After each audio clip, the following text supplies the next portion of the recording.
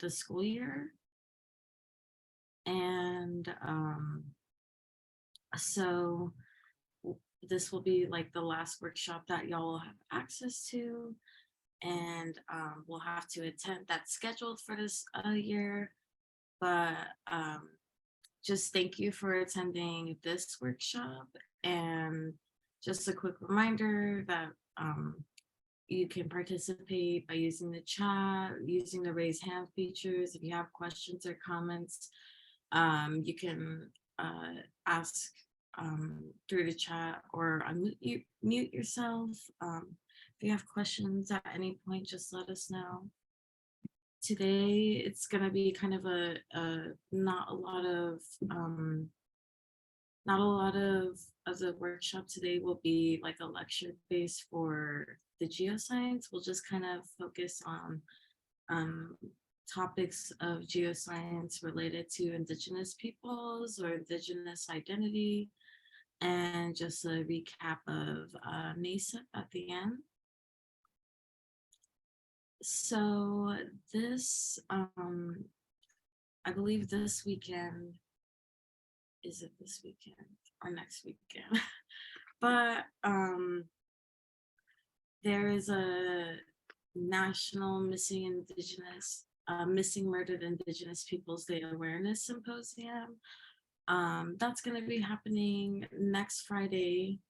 But following that, over the weekend, if you're in the Tucson area, there's going to be a awareness 5K walk and run. So you are able to register scanning this QR code or copying the URL link here to sign up for that. I believe it's free. And this is sponsored by College of Public Health here at U of A. And so there's going to be a lot of people there supporting the missing and murdered Indigenous peoples. And also, this is just a fun thing to do with friends, family, or classmates. That's besides anything super STEM focused. So I think this would be cool if students are interested, or if you know folks who are.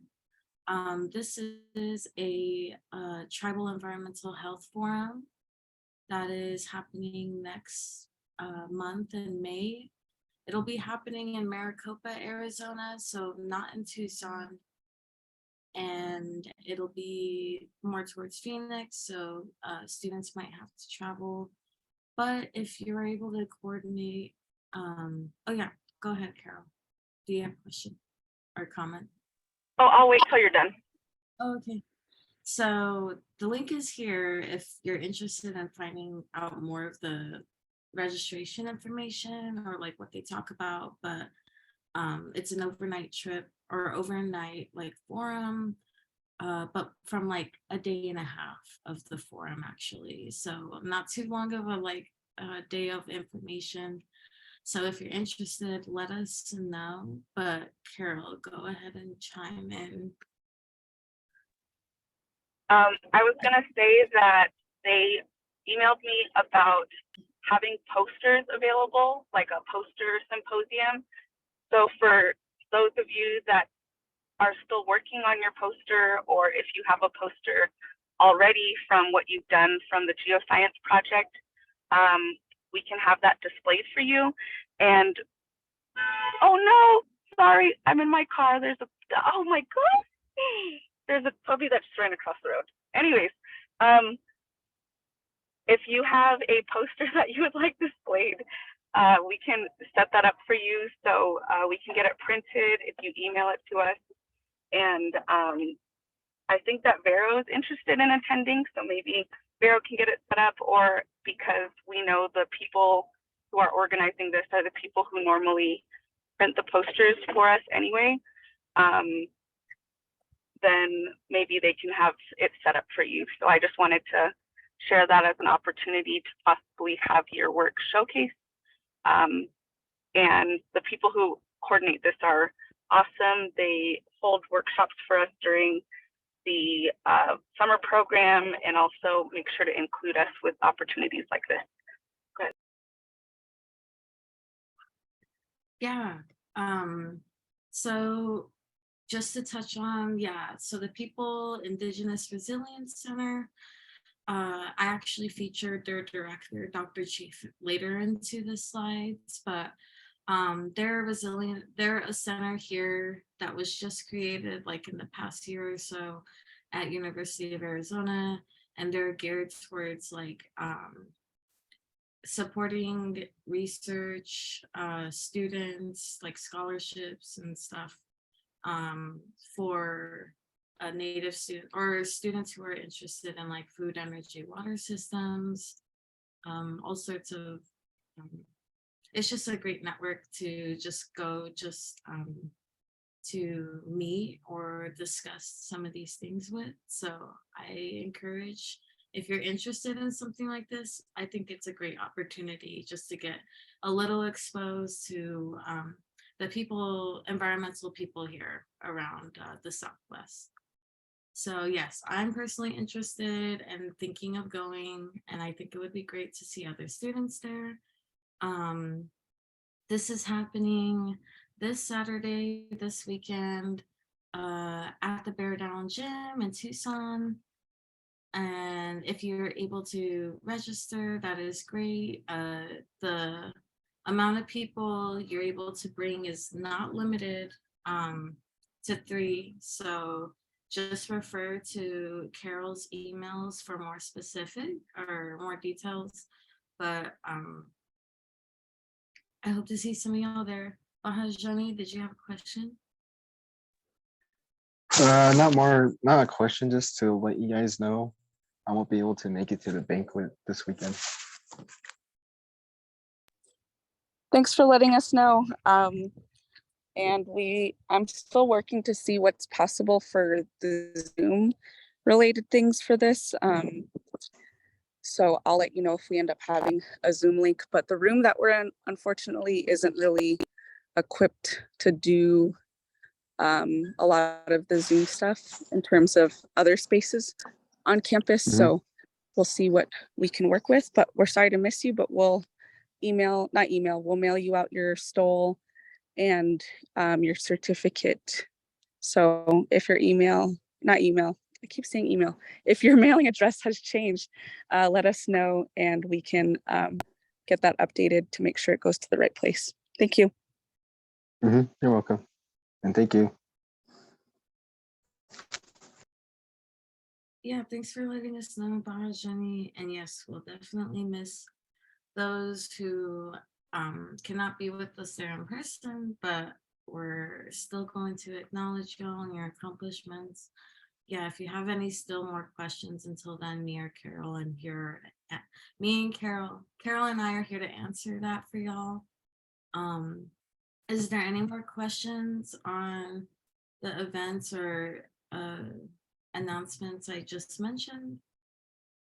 If not, go put them in the chat still if you have any, but I'm gonna just continue forward.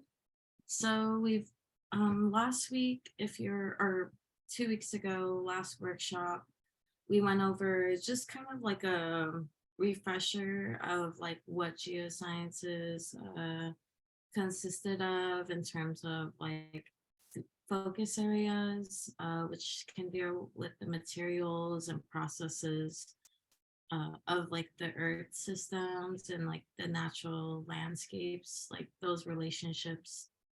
And people go into professional careers or academia to like look at those. And that was more of like from a Western perspective. I was just showed students examples of majors or studies or programs that like are available for people to go into higher education, studying those types of subjects related to geosciences. I just wanted to highlight the relationship between Native people and Indigenous people with those same resources that people have also like done Western research on. And not that that's not something we're all not familiar with, but I think it is still nice to just highlight that representation and those folks who are Indigenous geoscientists. And so for me, I think there's like more of a definition of how Indigenous researchers or practitioners like view or have a perspective of the natural sciences and how that is related to their culture, their tribe, or Indigenous beliefs. Um, and I think that is like a foundation for a lot of traditional or multi-generational knowledge that many of Indigenous peoples have exchanged through generation. That's why it's generational knowledge. It's often that it's taught through storytelling. It's like a form of oral history, and that is all related to how people back then basically like interpreted those relationships between like the landscape and how the earth cycled through these many processes, because the earth has done those natural processes for such a long time. And of course, native and indigenous people have also been here such a long time. So there of course is going to be those links between indigenous cultures and then the earth cycles. So, and that also creates a meaning or sense of place for a lot of native tribes. I'm only familiar with those here in North America. So I am just speaking from that kind of perspective, but I know that many indigenous cultures around the world have that similar relationship between sense of place and their multi-generational knowledge that is often passed through oral history. It's not common that a lot of documentation happened, like of people doing science back then. But for our people, it's very much evident in our traditions and oral histories like that. So there is actually an organization or group, but it's a resource, I would say, the Geoscience Alliance. This is an organization that is focused on Native Americans who are in geosciences, and it's just a branch of network.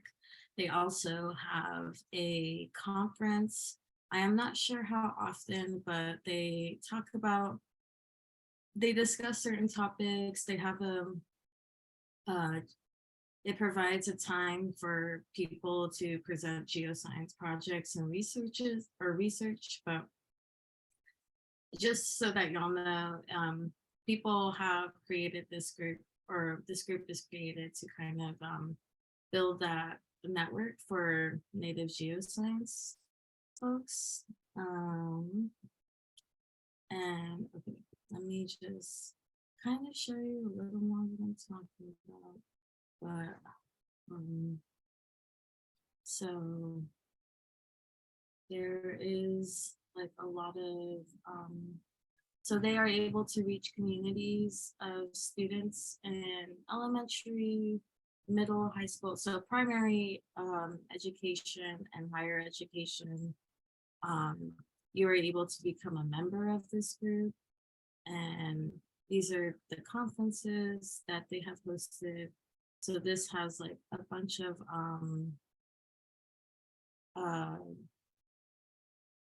names and research titles of folks who are in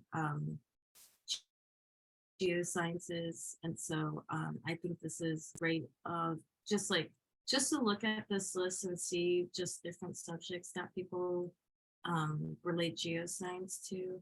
Like this one is by Abigail Jones, a tribal story written in silica, and it focuses on wild rice, which is like a heritage food for some indigenous tribes. And so they're able to use this platform to share their research in that way. This one, Sean McAllister, Dr. McAllister has presented on field sites to promote Native education. And so this is also a focus that people can go in for geosciences is also like how do we promote just what we're doing now is like sharing the geoscience, I think like framework for like our Native communities. Just because often we already learn from like our sense of place. We're just making that education more inclusive for Native students or Native people and Indigenous people.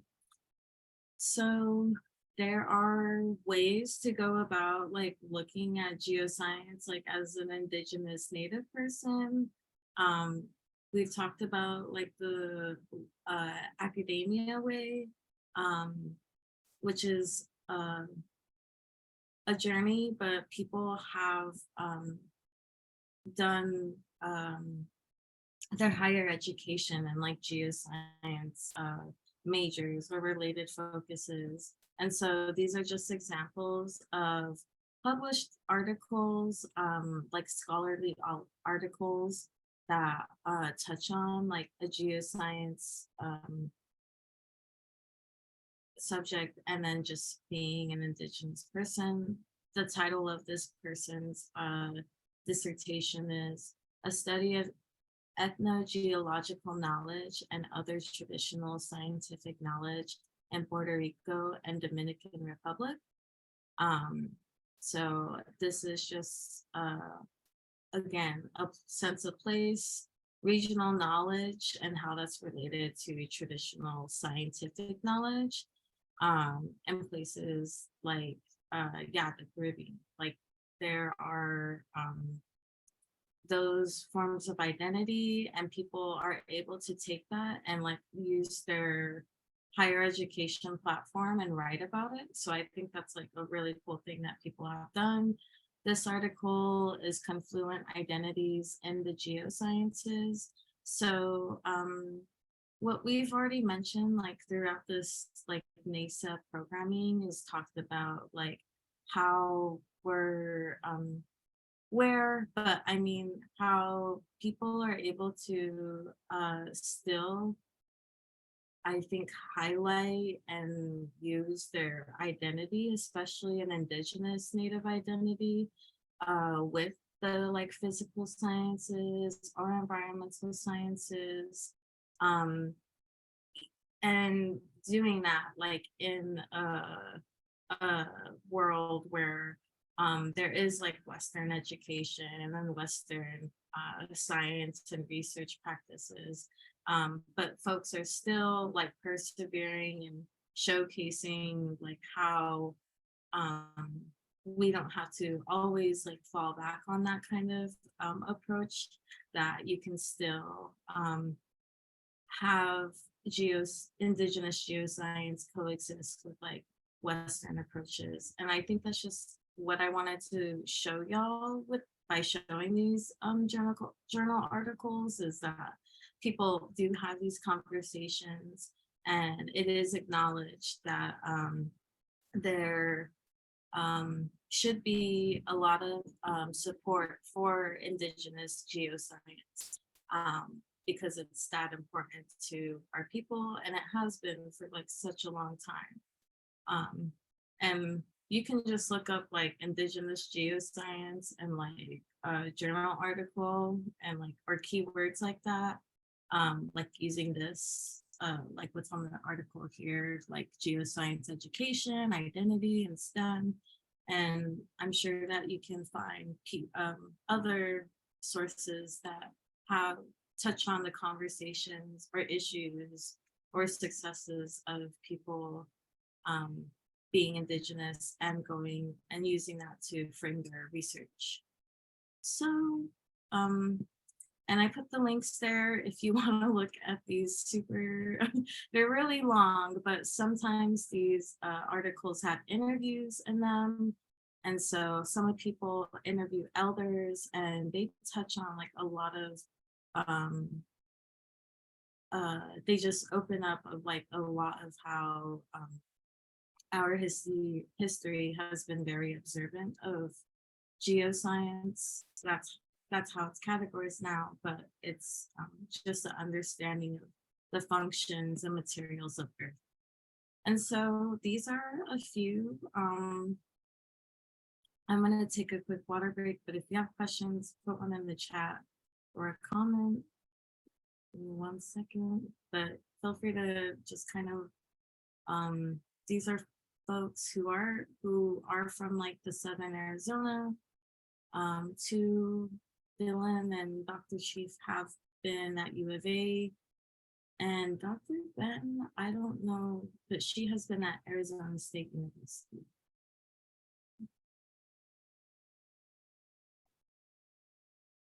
So we're gonna go ahead and watch 4 of these videos. Each of them are like less than 4 minutes each. But so that guy in the cowboy hat is Dylan Moriarty. He came to University of Arizona. He won a Most Promising Engineer award and from ACES, and so that's a really awesome award to have in the early years of your like professional career. So he is a geoengineer at Sandia National Labs. I am currently a student or an intern at Sandia National Labs.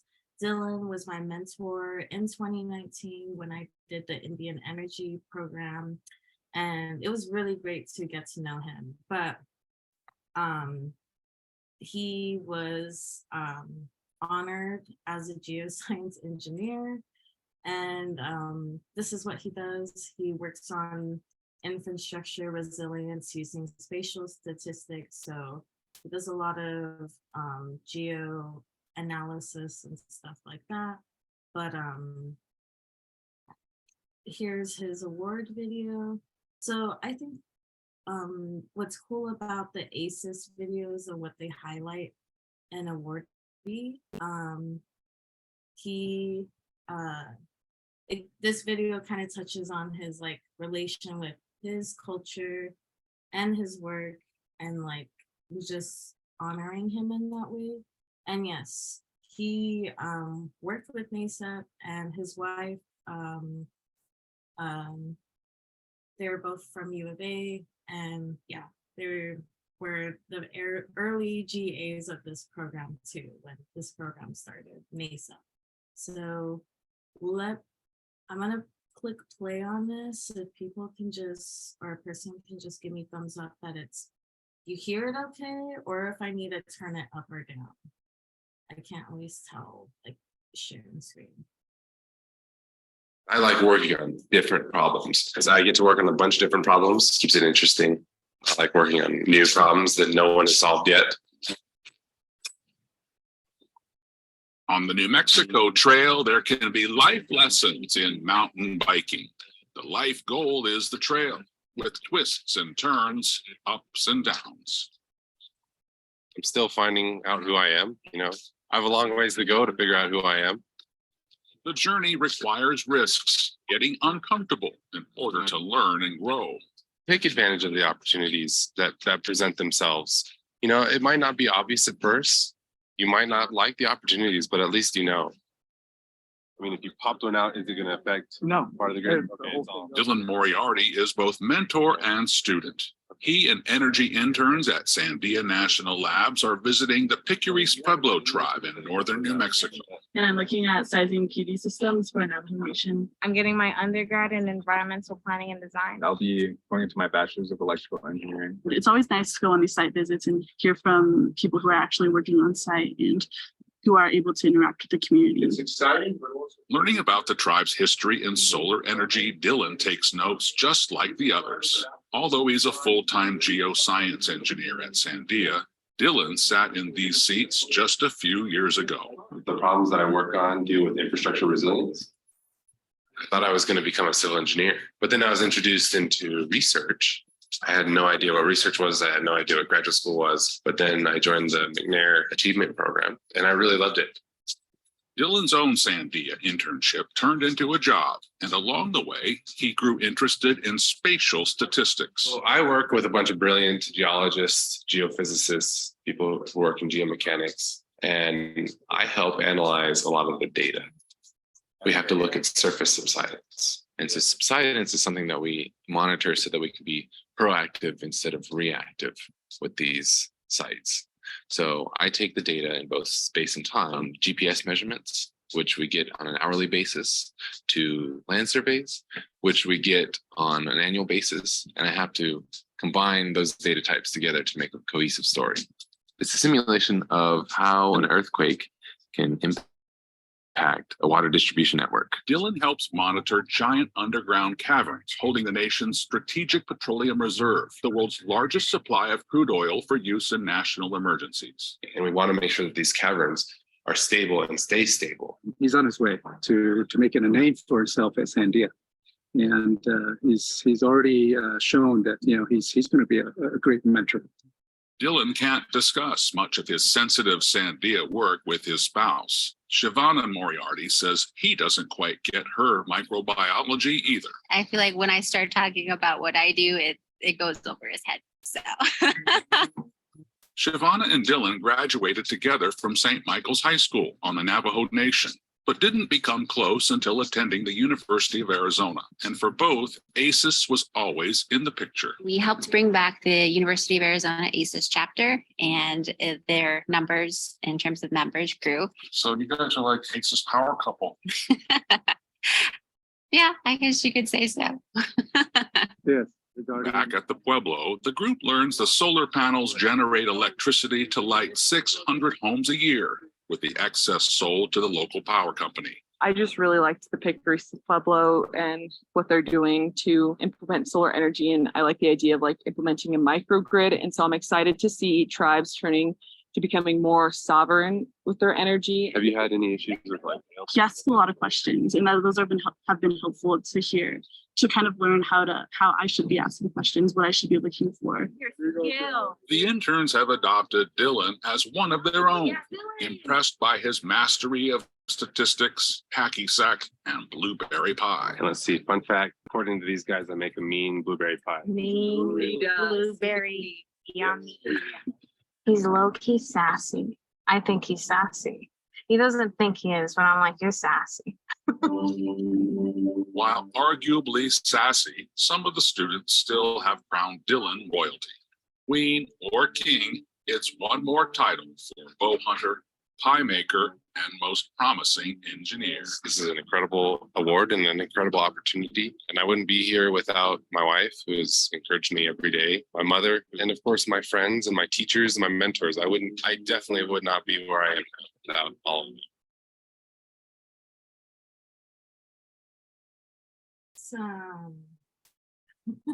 Yeah, so I was on that video, and like I just mentioned, Dylan has been my mentor for, oh my gosh, I guess about 4 years now. But yeah, him and his wife have been also a part of ACES, and you saw Carol in that video too. But they really brought the foundation for NASEP.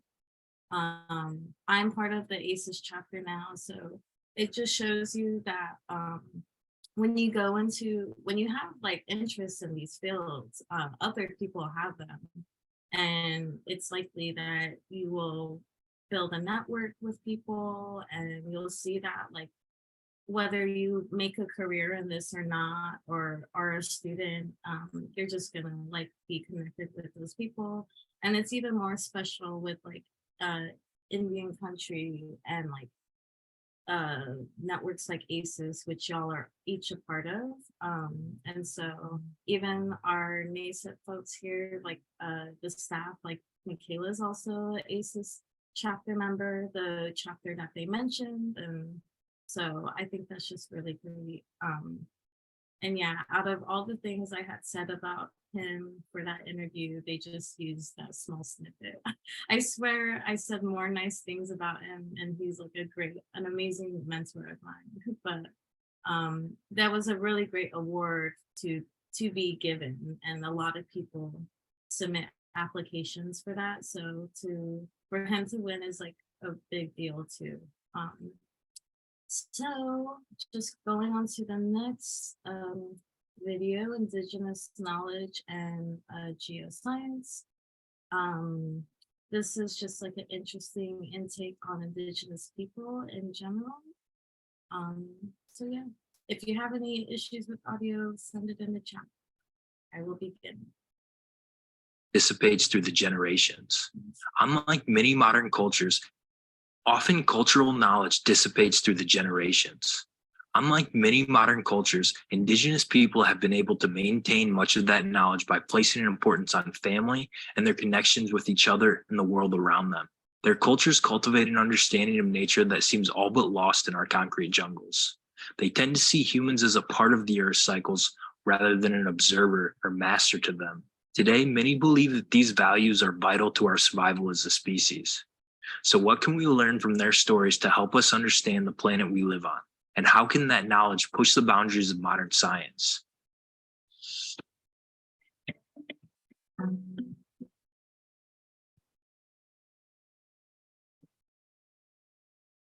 Indigenous science and the importance of it is best summarized by this excerpt from the MDPI journal, Sustainability. Quote, Indigenous science is learned through oral transmission based on observation over generations, relies on cyclic time orientation, applies quantification at a macro level, incorporates a specific cultural or literary style, and represents ideas through symbolism, focuses on knowledge that is contextually specific to tribal culture and place, and knowledge that is conserved through time and generations through oral and visual traditions, end quote.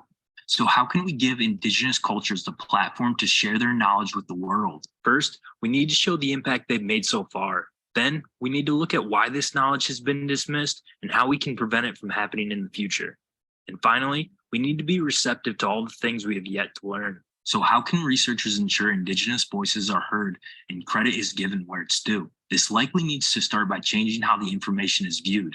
It needs to be recognized that the very act of trying to prove Indigenous knowledge that has never gone through a formal scientific process often dismisses the original knowledge holders in favor of the scientists who proved it. In this, the Indigenous people become the subjects rather than the scientists themselves. One solution could be to put forth explicit citations of where the knowledge was sourced and who provided it.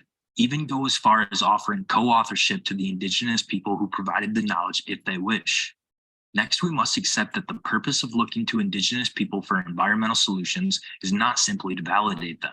It is instead to recognize the generational knowledge they have curated as a potential avenue to explore and expand the possibilities of science. While giving a voice to disenfranchised people is important, when it comes to science, presenting knowledge that is not based in evidence undermines this cause. Supporting Indigenous people with verifiable, reproducible evidence is the best way science can ensure their knowledge is kept intact.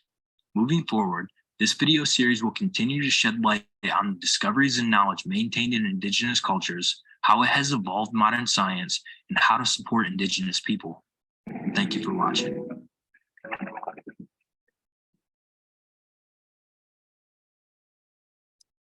Yeah, so that's part one.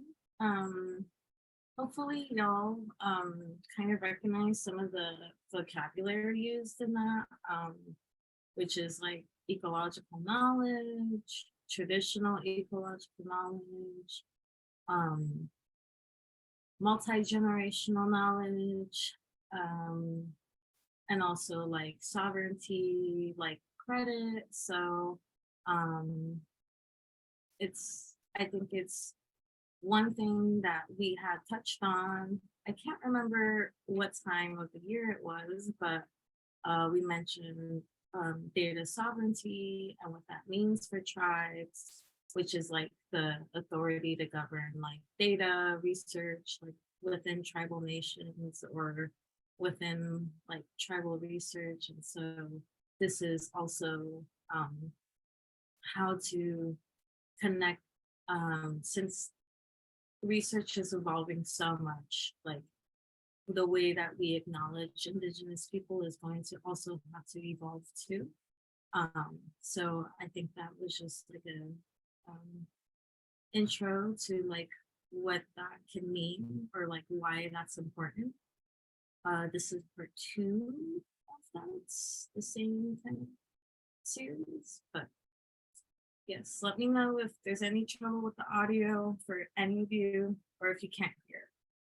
Written history has only been around for a fraction of the time humans have been on Earth. Scientific understanding of events like storms and earthquakes have been around for even less time. So how did people experience these natural disasters hundreds of years ago? And how can we interpret those stories to string together the major events of the past?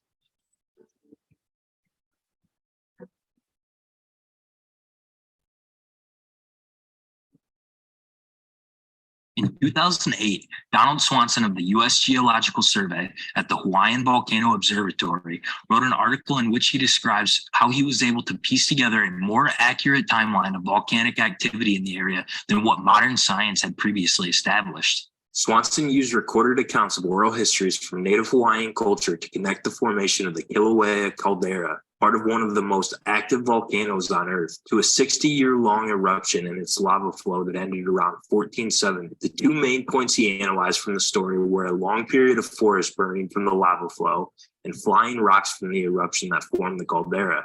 Using the stories as a guide, he established a timeline supported by stratigraphic evidence and carbon dating that put the formation of the caldera about 30 years after the massive lava flow had ended. This upended the current research that estimated the caldera was formed around 1790 during another massive eruption. Further support Swanson's hypothesis, he also found a significant ash deposit that measured as thick as 13 meters in some places to be much older than originally thought. The ash deposit was originally believed to be from the same time frame in 1790. By differentiating the layers, he determined the deposit was from a 300-year-long period that started near when the caldera actually formed around 1500. In Swanson's paper, he asserts that if the oral histories of the Hawaiian people were not dismissed and instead investigated upon, these conclusions could have been drawn much earlier. Quote, "If my interpretations are correct, it is fair to say that volcanologists were led astray by not paying close attention to the Hawaiian oral traditions. Had we looked for geologic evidence to test the traditions rather than ignoring them, we probably would have realized much sooner that formation of the caldera closely followed the eruption of the Ila'au flow and that both took place centuries before 1790, end quote. Myths that have been passed down through time often originate from real-world events that affected cultures from the past. When looking to understand these events, trying to interpret related stories from any culture can be useful to unlocking history in ways that we haven't even explored yet. This is just one way generational knowledge can help advance modern science. Thanks for watching.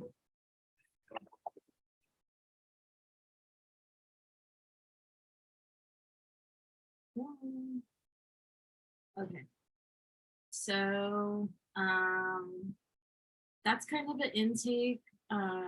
And it's such a good example, especially with like understanding the formations of Earth. Hawaii is like a really great example. Like the islands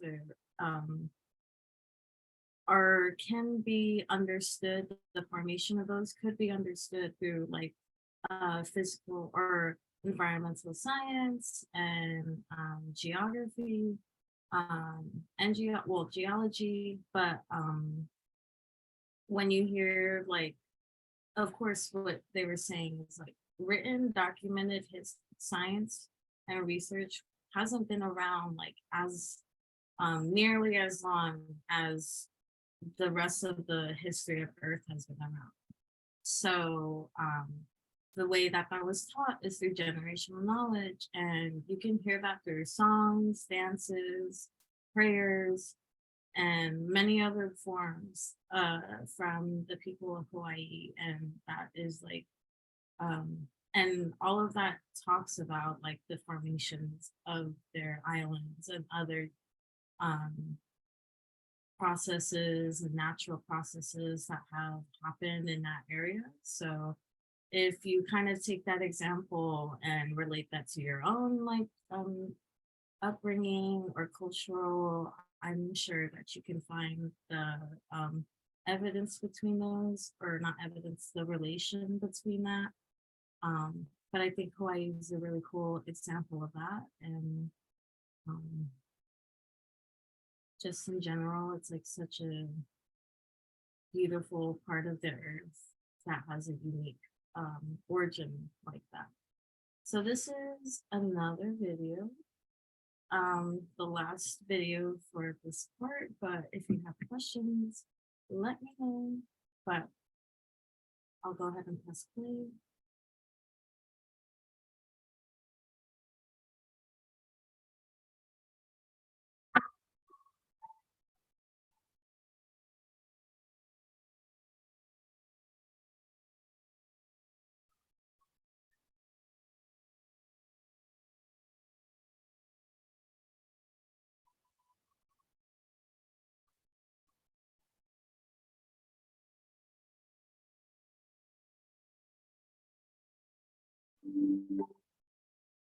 American Indians and Alaska Natives are the most vulnerable and the first to feel the effects of climate change, suffer disproportionate risk of climate change impacts. That's the bad news. The good news is they also have keen repositories of empirical knowledge, experiential knowledge about the changes they've observed, and have good ideas about how to adapt to those changes. In fact, ideas, practical illustrations that may help others on the planet adapt to the rapid changes we're experiencing.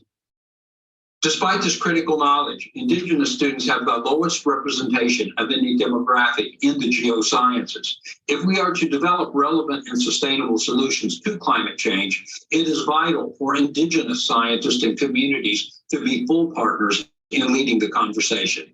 Our NASEP Includes project builds upon work started by the Rising Voices Collective. We spent the past 5 years developing research partnerships between Indigenous communities, Indigenous scientists, and mainstream science organizations. We partner Rising Voices members with scientists from NCAR, University of Arizona's Biosphere 2, Haskell Indian Nations University, to co-develop research partnerships. Crucially, these partnerships integrate both Indigenous and mainstream knowledge and ways of thinking.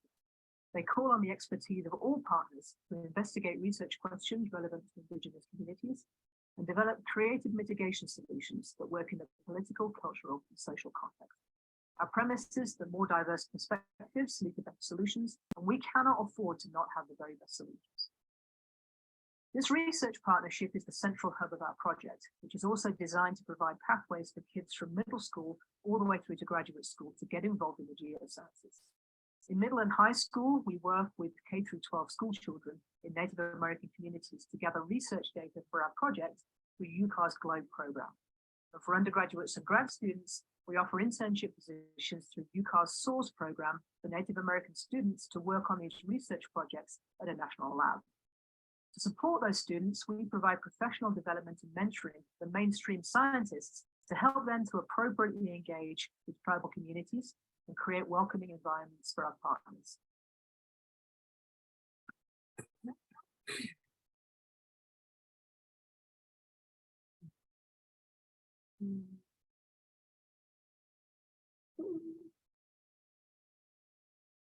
So y'all hopefully caught that they mentioned Biosphere 2. Bahajani and Tristan, did you both attend that field trip that NASEP took to it? I'm sorry, which field trip? The one to Biosphere 2. Oh yeah, I did. I went with them. How did you like it? It was very interesting, and plus it was something new that I never thought that was possible. Yeah, I have yet to go there, hopefully this summer before I leave Tucson, but yeah, it's a really amazing place that is not as, yeah, you can't find a lot of those places anywhere else on Earth. So I'm glad that y'all have the opportunity to go somewhere like that. And I just wanted to showcase like through those videos and these folks here, like how you can very much still like have like your culture and then your your experience in research or education. And so I think these people are great examples of that. Dr. Ben was able to get an award from the SAPNES organization, which is or it's similar to ACES, but it is for Hispanics and Natives. So she was recognized for her work. She is an engineer, or she's like I think she's in geoengineering or something similar at Arizona State University. It's actually, but her information's there. We went over Dylan. He's currently at Sandia National Labs. And Dr. Corletta Chief. She is the director of the Indigenous Resilience Center, which is the tribal environmental forum that we announced in the beginning of the workshop. But she is a great example of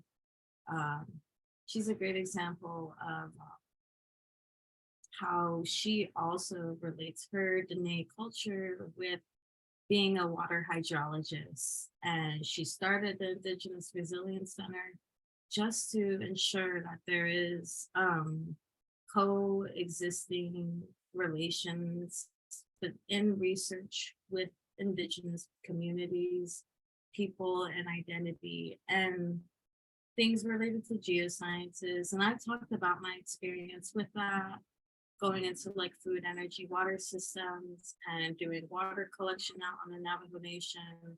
And it was just like it was such a unique experience, because what we kind of saw in those videos is that it isn't unfamiliar to communities to be dismissed or invalidated of their knowledges just because it's not in a Western kind of approach.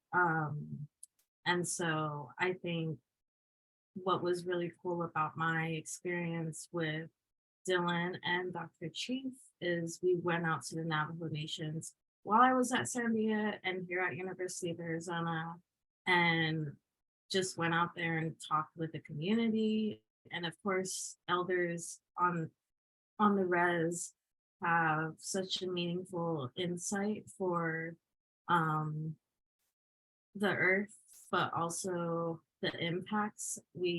I personally am trying to focus my career in addressing like impacts of climate change for planning. And so like climate adaptation planning is what it's referred to, but really, I think our people have been so adapted to the conditions that climate change and I guess acts of genocide have like had on us, but that is like what you cannot understand that like knowledge until you're able to like really like go into a community or speak with your family, friends, or people from your community, and or read other Indigenous geosciences research and like understand that kind of value. And people, or well, I wouldn't say people, but it is getting more showcased on how that adaptation from like Indigenous communities is really like a tool that a lot of people can learn from to also be adapted, and understanding geosciences, understanding like the relations of Earth. And it's such a holistic approach that I think is really like unique when people are able to make that related, or like make that related to their research. And that's what these people have done here. very successfully, and they're all acknowledged for it. But of course, this does not come from nothing. They have had their mentors too. Dylan is my mentor, and Carol has also had her relation, or yeah, her relation with Dylan too. And I have like a special mentor relationship with also Dr. Chief, and I know that Dr. Ben is like a really great mentor to other folks in engineering. So, and they of course have learned this from their elders and their upbringing. So, and they often were like, I didn't even know I could be in a position like this. So I think, but they just like followed with what they were passionate about. And it is difficult, but you are able to like really, I think, thrive in some of these environments. And so that's what I wanted to highlight with these Indigenous geoscientists and professionals. There's a lot more out there, but I think these were great people who are in the region area. And yes, Carol mentioned that Dylan is responsible for the geoscience project portion of the program. And you can see why now. He is like a huge, he's a academic in that area. So ACES also has resources for folks who are interested in STEM. I know STEM doesn't always have to mean geoscience, but a lot of things, even if you don't have to like go into geoscience, you're just gonna become aware of and educated on. And so these are just great tools to kind of look at. This is a handbook from the ACES organization for like finding or getting college and career readiness, especially for Native students. So this, if you look on the right here, this has some info on, or it's the table of contents of what's in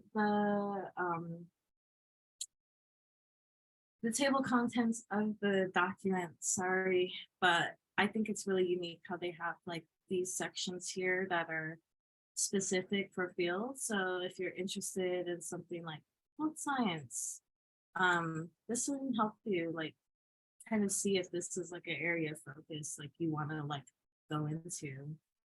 I think this is architect. Yeah, this is architect, but this is, it provides the descriptions on what a person who would be who would like to enjoy this career and how this can like benefit a Native person and their community. Not that that's what you have to go into it for, but I think these are just really unique descriptions, especially, and it's specific for Native students and Native folks. So like I mentioned, a lot of like once institutions can like are geared more towards like a certain approach of learning, and coming from an Indigenous and Native background, it can be a little challenging. But there are resources and organizations and people like NASEP and other connections to help you through that, and you'll gain mentors along the way and people who support and believe in like your interests and work. But I think that this is something cool that if you're just wanting to look at, this seems like a pretty cool workbook. It's not all super text dense, but that was just a resource I wanted to show y'all in case you wanted to see more of what the opportunities are available for you, or what fields you never even know or realize that exist. I didn't know that planning was the thing until I got to my college orientation, and now I'm getting a master's in planning. So it's kind of cool to look at resources like that just to see what options are out there. Winds of Change is pretty much like a journalism resource from the ACES organization. They have many editions of the Winds of Change, but there's also other resources that they have within this. And so I thought this was cool because you can see like different professionals in here.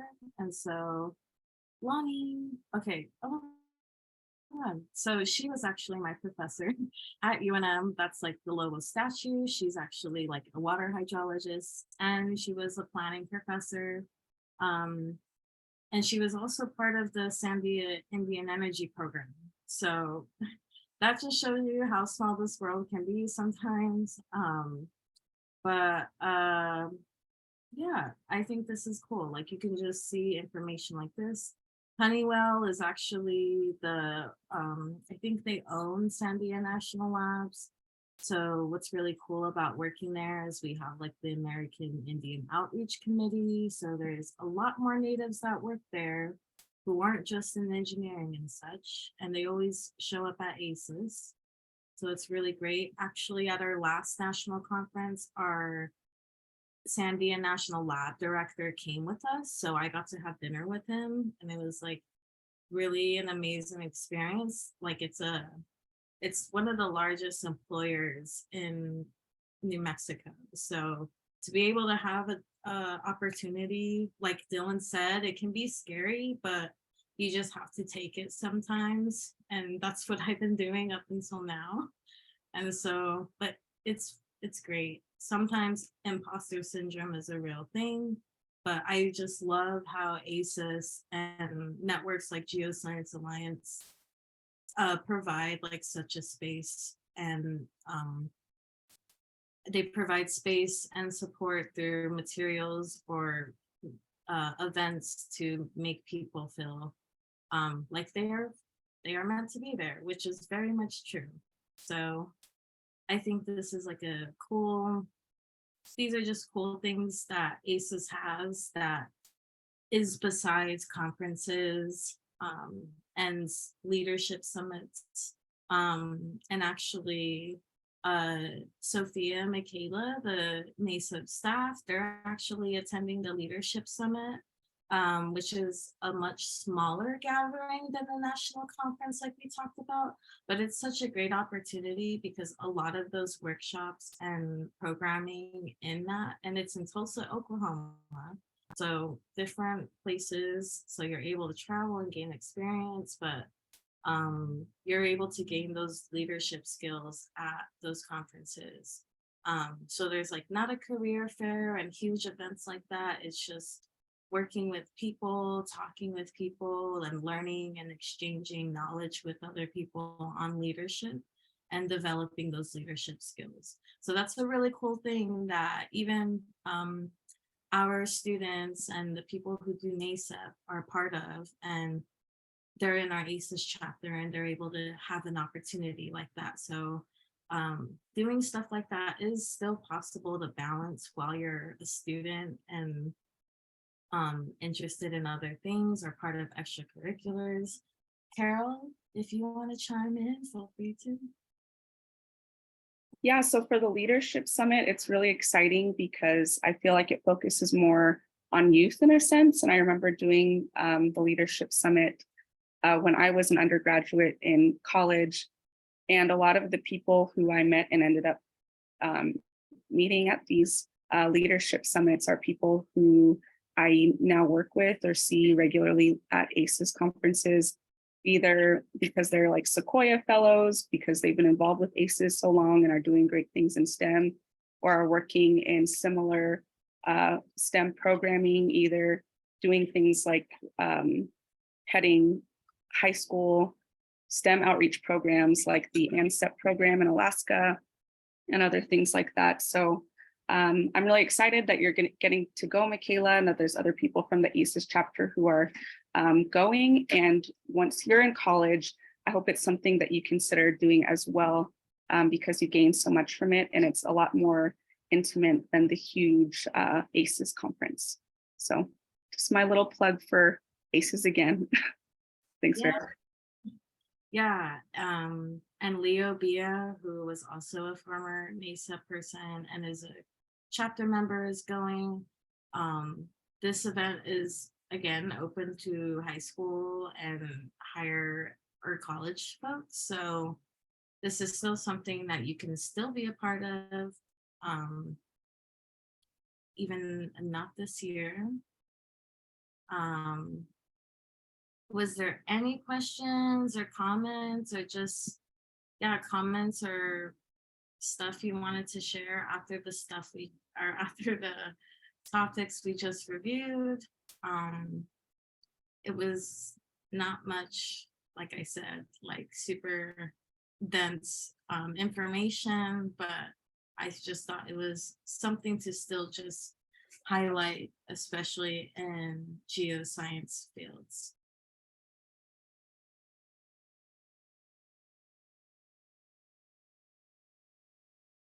Oh yeah. And yeah, there's also ACES provides scholarships to so that students are able to attend those conferences. They usually provide travel scholarships, and that's really great. Besides, I mean, even besides the workshop material, Bajani or Tristan, did you have any questions about just your NASEP materials in general, or anything for like, yeah, like I said, just the last open discussion for questions that you may have? I think I'm okay. Great.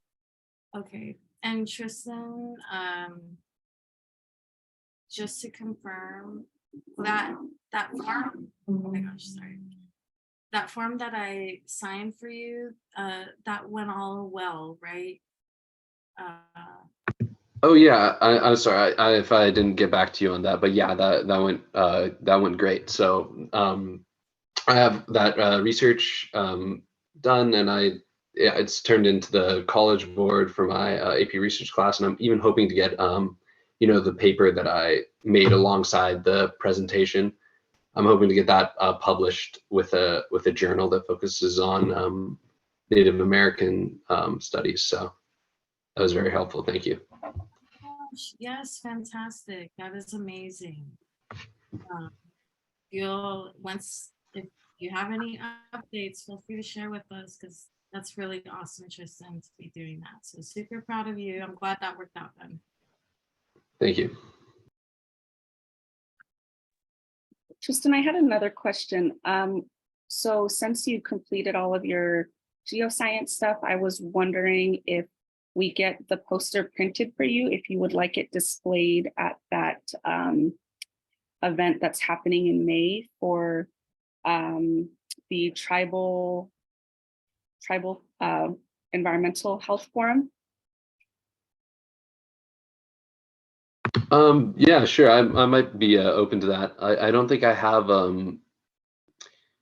anything in I have a Google Slides that I showed at the science fair that I did, but I don't know if I have anything explicitly in that like poster format, but I might be able to do something about that if that's an option.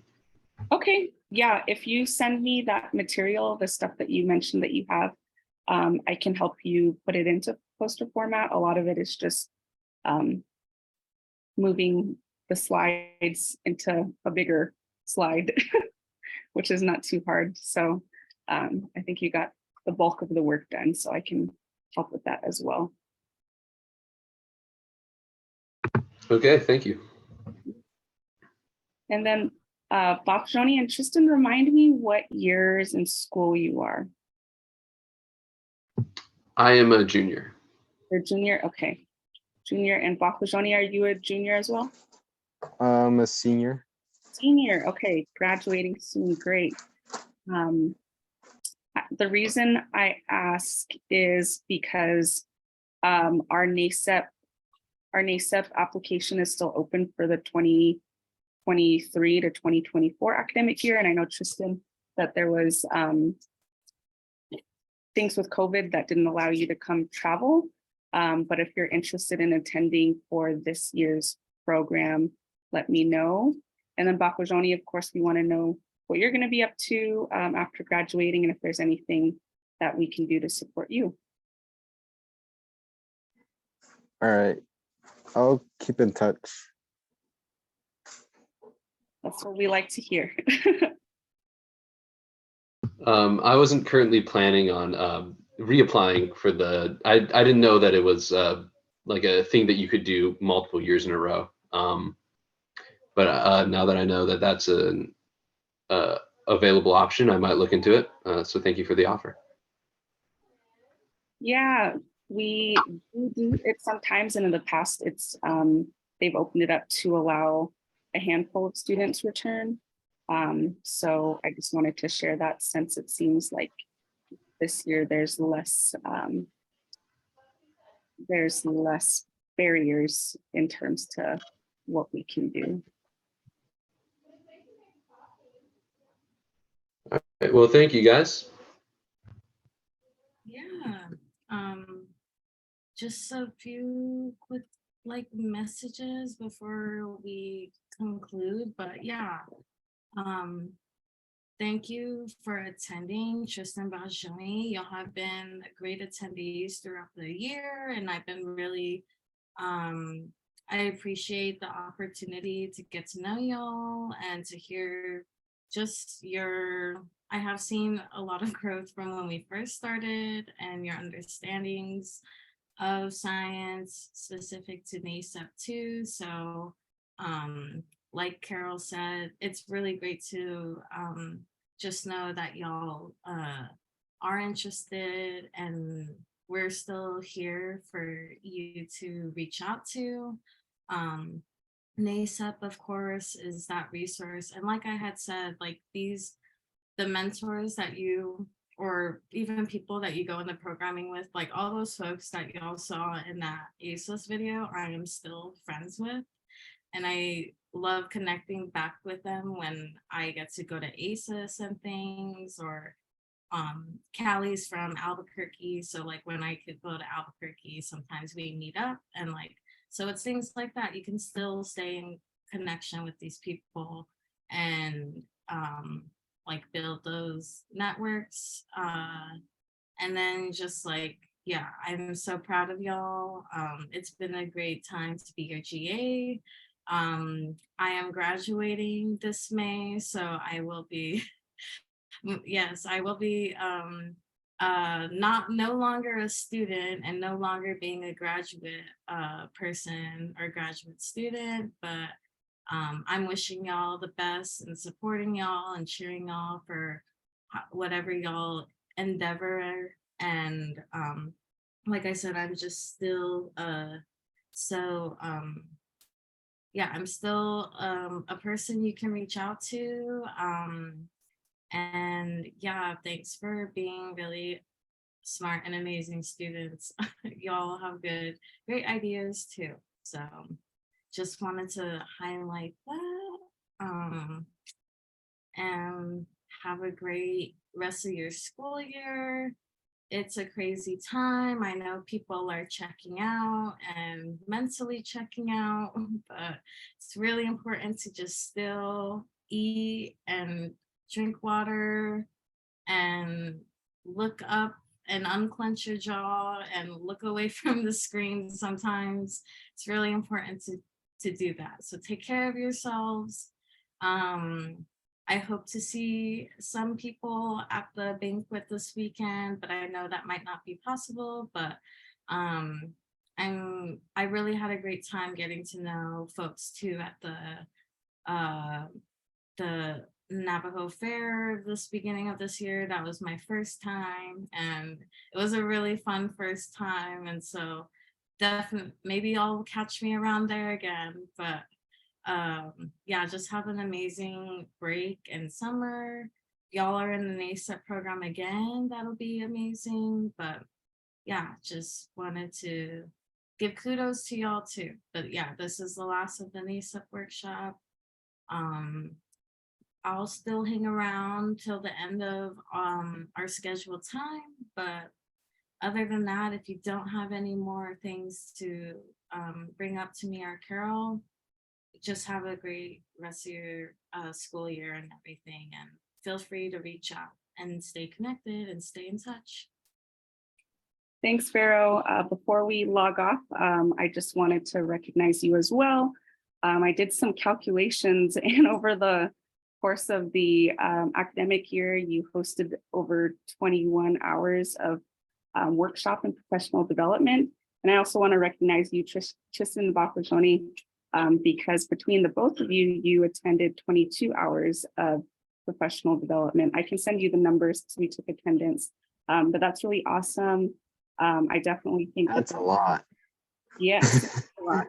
So Bakajoni 10.5 and Tristan 12. That is a lot. And so when you're citing this opportunity, that's definitely numbers you can put in when putting on your resume. Like, I attended X amount of professional development relating to these topics and stuff. So that's really great. And it just shows your commitment to learning, to your interest and passion to STEM, and also building community with others who are interested in those things as well. So thank you all for being here, and also congratulations, Vero, for your upcoming graduation. You've worked really hard, and I thank you for just doing a stellar job, not only as a student, but also our graduate assistant as well. So if I could have you all unmute for a second, and we'll do a little applause or cheer. So on the count of 3, 1, 2, 3. Woo! Thank you, Vero. Thank you. Thank you. I don't know, that's loud enough. Thank you all so much. We look forward to seeing you, if not at the closing ceremony, just in the future on any updates that you want to give us. We're on social media and stuff as well for NASEP and stuff. So shoot us an email, let us know how you're doing. We're here to help even after this has ended, because our connection with you all just doesn't end after the end of this workshop and at the end of our closing ceremony. We hope to be a continued resource for you all for time and time after that. So thank you. Have a good rest of your evening. Yeah, thank you. Thank you. I'll need it. Of course. Bye. You, Michaela. Safe travels. Thank you.